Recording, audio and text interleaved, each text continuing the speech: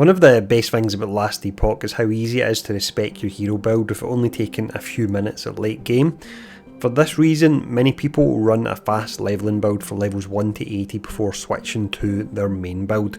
So for today's video, we'll show off one of the quickest and easiest ways to level the Paladin mastery from level 1 to 80. The specific leveling build we'll be running today, it's a Flame Burst Smite Warpath setup. It's one of the easiest leveling builds I've ran, and there's 0 skill swaps in there as well.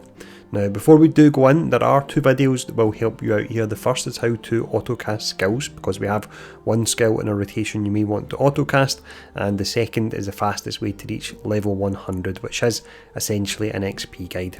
Now let's go in. We'll start off with a quick breakdown of how the build will work first.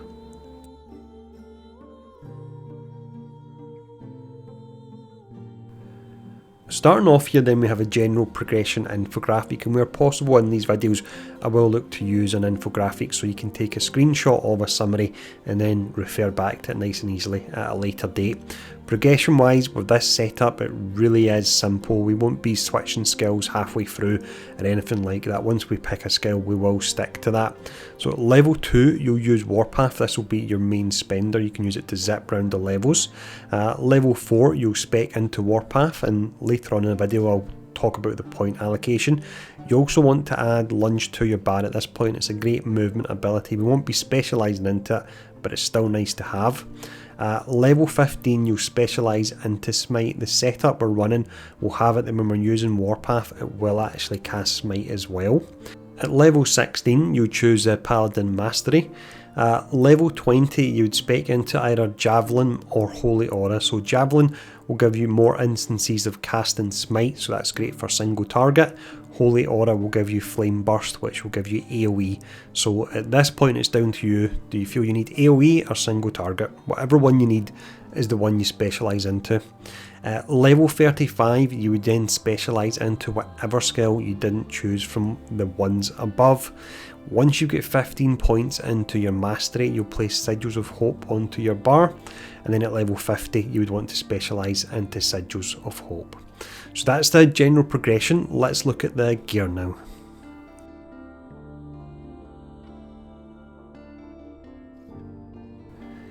Gear wise for this build, then you'll be wanting to keep an eye out for fire and spell damages. This is what your main skills will be scaling from. For this section though, we will specifically run over some great early game gear you want to keep an eye out for, as this can make a huge difference.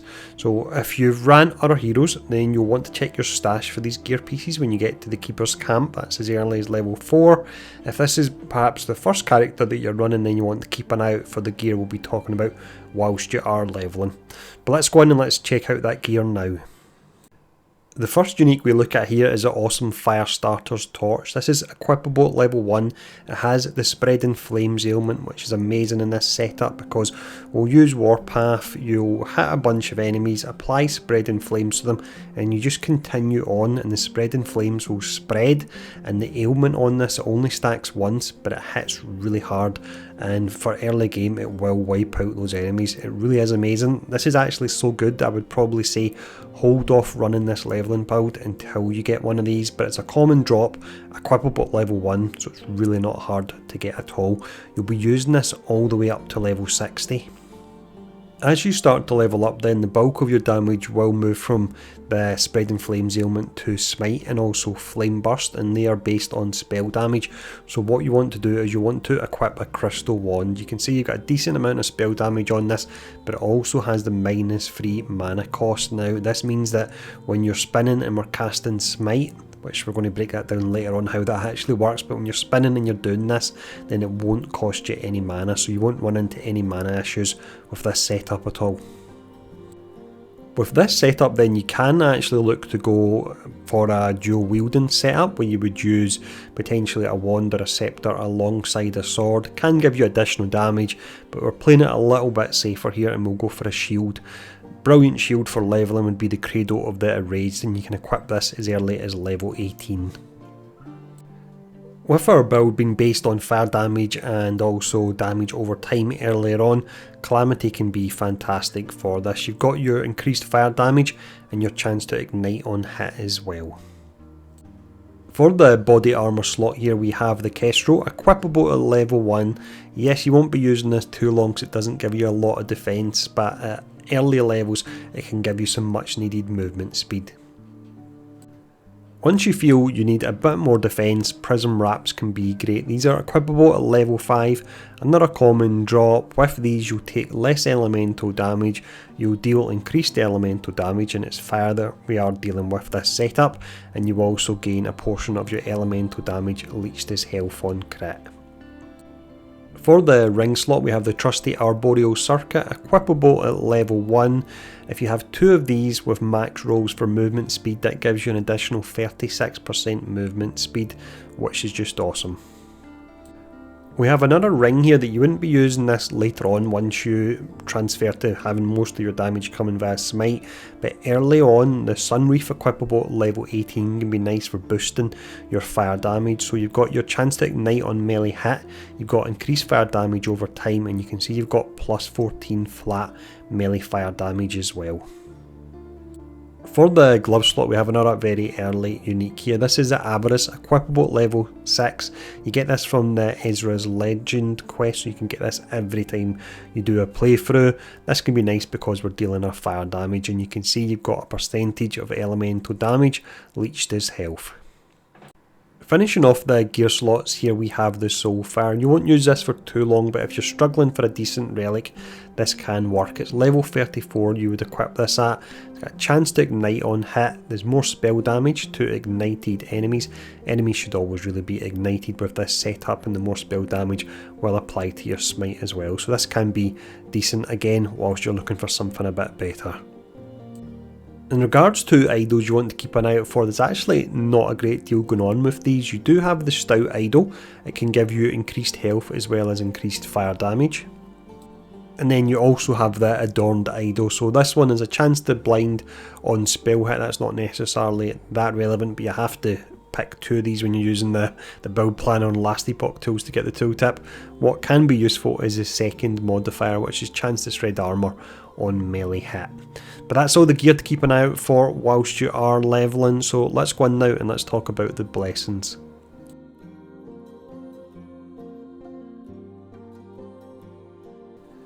For this section here, once again we have another infographic. This is some blessings that you want to keep an eye out for whilst you are leveling. Now I'll just mention the roll ranges on screen are for your normal rather than your empowered timelines. Your first blessing that can work out really good for this setup is Fall of the Outcasts. You can get up to an additional 6% experience. You have the Black Sun that can give you spell damage leached as health. That is great when you're hitting for high numbers with your smite. We have Reign of Dragons that gives you crit strike avoidance up to 45%, and then you've got Spirits of Fire which can give you increased fire damage, and that's up to 60% there.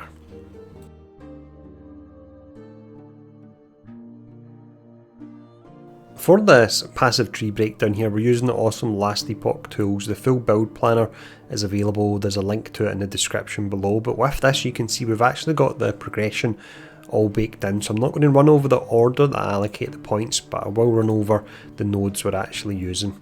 So we've got 5 points into Fearless, it gives us Vitality. We have 5 points into Armour Clad, that gives us Armour. The main reason we're taking it is for the 10% reduced damage from nearby enemies. We have 1 point into Stalwart, this gives us 3% block chance for 1 point, that's pretty nice. And then the remaining 9 points to get us up to 20 points in this mastery, we're going to Relentless, that's an additional 45% damage. We have 1 point into the Forge Guard tree here, reason being you're getting 2% chance for 1 point, so that's really not a bad trade-off at all. Now let's have a look at the Paladin tree. Starting off in this tree we have Conviction, it gives us increased fire damage and also fire penetration. We have Defiance, it gives us attunement, and all the abilities we'll be using to generate damage later on will be scaling off attunement. We have 1 point into Honour, that's an additional 2% block chance once again. We have 1 point into Holy Symbol, so when you block you cast Holy Symbol, healing yourself, it has a 3-second cooldown. You'll see in a moment why it's relevant that we are regularly healing ourselves even though it isn't for a lot. We have 10 points into Heaven Fire, so this gives us spell damage with a shield that will affect Smite. This was one rogue point I had at the end here I placed into this. It's a really nice nice conversion here. 15 health for 1 point. It's actually really good. So that was a good place to put a point I had that was spare. We've got 1 point into Divine Bolt, so this will fire off, dealing additional fire damage. We then move over to Prayer, so you have increased damage and healing effectiveness if you've healed yourself or an ally recently. That's within the last 4 seconds. This is pretty nice. You get 7% per point for this, and the way this works is with this node here. So when we block, we'll heal ourselves, and then we'll be able to get the bonus from this here. We then have Sanctuary Garden, so it's armour with a shield and spell damage with a shield. Once again, that's for both our Flame Burst and our Smite. We have Shield Wall, increases your block chance by a further 5%. We have 8 points going into Faith Armour, gives us increased armour and critical strike avoidance. We have 3 points into Reverence of Duality, it's increased health, damage, healing effectiveness and mana. And then finally the Light of Rye, so this gives us increased fire damage and move speed as well.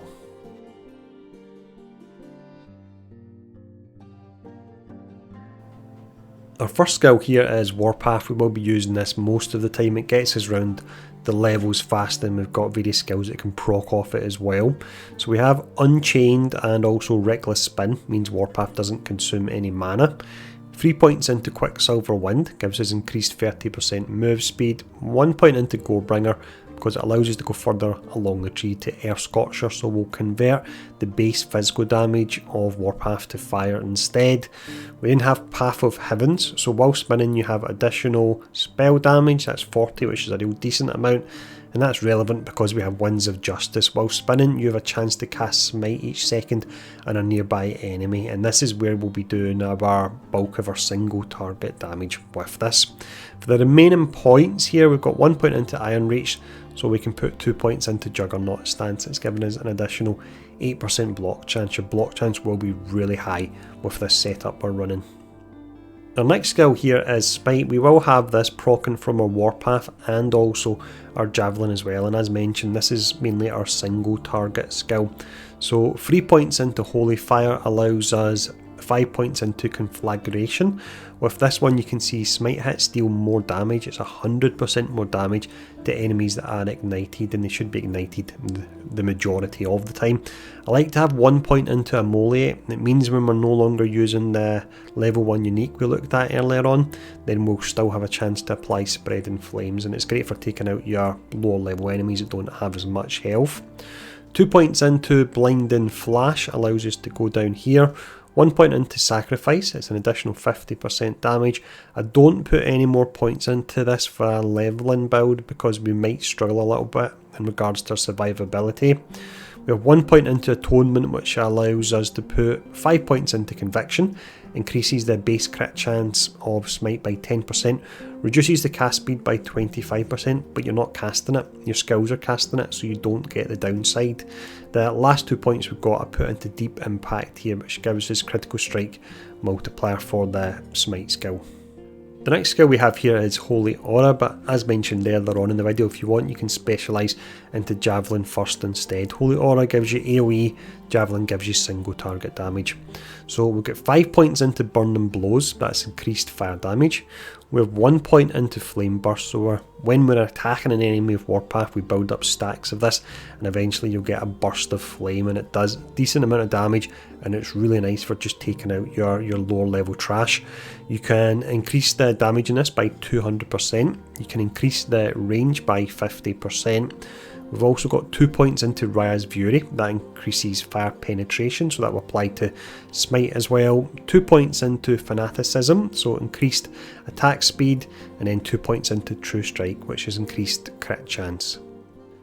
The next skill we have here is Javelin, and I would save this for bosses or particularly troublesome elites. I wouldn't use it as part of your normal rotation, otherwise you will have mana issues, but we work our way along this tree all the way along to battle standard. So with this we only throw one Javelin, but you throw it in the air and it comes down and you've got a flag that will give various buffs. Now also with this you can increase the duration, we want to get that up at maximum, and then we have 1 point in here that gives us Divine Intervention. So the battle standard now casts Smite at nearby targets. The default is every 1.6 seconds, but with 5 points in this you're pulling it down to every 0.8 second, and Smite gets an additional 10% base crit chance when it's cast via this method as well. So yeah, this is really nice for single target damage. A few more points we've actually got here as well. Into Banner of Restoration. So the battle standard now heals allies around it, and that's 100 health per second. The final ability we have here is Sigils of Hope, and with the setup we're running here we won't have to cast it to get the benefits from it. We have 5 points into Empowering Sigils, so that's additional damage per sigil, and then we've got Last Wish. So this is the one when you defeat an enemy, you've got the chance to summon it, and we'll be defeating so many enemies so quickly with this setup that the majority of the time you will have the full amount of sigils out. You've got Decree of Flame, which is additional fire damage per active sigil. You have Iron Sigils, so that's an Endurance Threshold. We have Enduring Hope, so the sigils will last longer. And then finishing up here, you've got a Tetragram, and with this you gain a maximum of +1 sigils. So that is everything you need to know for one of the quickest and easiest ways to level the Paladin Mastery from level 1 to 80 in last Epoch. There are other leveling guides on the channel available for the other masteries as well. So if you've enjoyed this one, firstly take the time to hit the like button and leave a comment below, that would be appreciated. But then also feel free to check out those other videos as well. But thanks for tuning in for this one, stay safe, I'll see you all again soon.